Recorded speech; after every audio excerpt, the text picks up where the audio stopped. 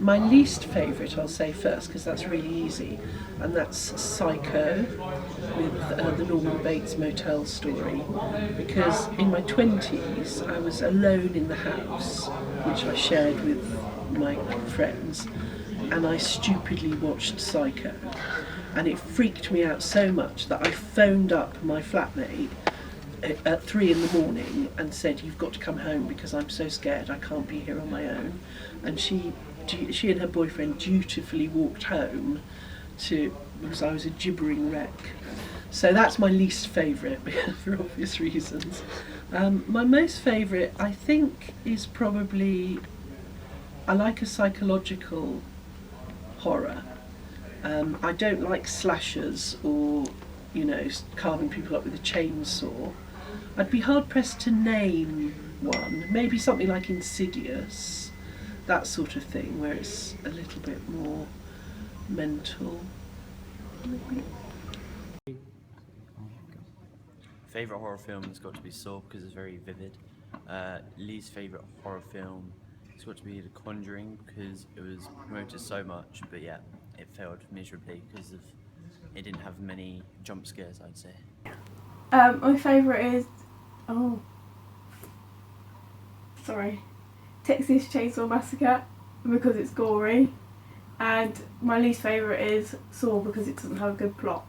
Mm? Well, least favourite would be slashers, Okay.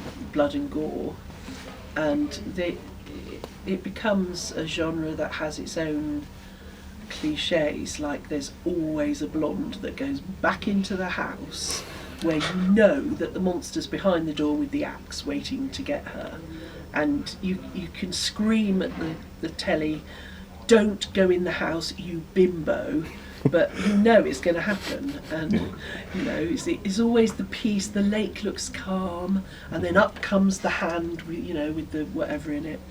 So that's my least favourite subgenre. I think my most favourite is, as I said, something that's a little bit cerebral. Unexpected twists, I like those as well. Favourite's got to be Zombies because it's quite gory. Least favourite, Ghost because it's quite basic and traditional. My favourite is slasher horror because of the story, and my least favourite is zombie horror because it's not really that realistic.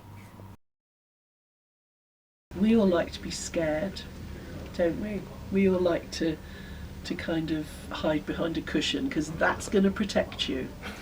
Or actually I hide behind my dog, who is the least brave dog in the world. Certainly wouldn't protect me from a horror monster, some insane psycho running riot with his insanely long fingers. That's Freddy Krueger, isn't it? I think I like some of the mythology that grows up around it. The characters, Mike Myers, Freddy Krueger, those they're in our culture. Norman Bates. I probably could watch Psycho now. I'm a little bit older and a bit, less of a jelly. I'd say the thrill of it and the fact it puts you on edge and you don't know what's coming up. Oh, I just like being scared and on edge. Nice. I think it's got to be clever. I don't think it should be gratuitous. I think as an audience, I think we've become a lot more sophisticated. So I think audiences need that clever twist, the cultural link that you haven't thought of, that sort of thing. I think is really important. Good horror films got to have gory jump scares, usually set in a particular place that is quite abandoned.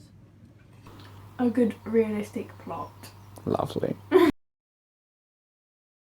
Bad timing, bad pace, lots and lots of bodies piling up. I just don't think there's any need for it. For example, I'll give you a prime example actually, The Human Centipede. I don't think that film ought to have been made. I think it's totally gratuitous, it's totally revolting, and it serves no purpose in our society whatsoever. That, I think, is a prime example of a bad horror film. Bad horror films are made up of like basic stories that have no plot twists, which you can tell right from the beginning what's going to happen at the end. Unrealistic prosthetics.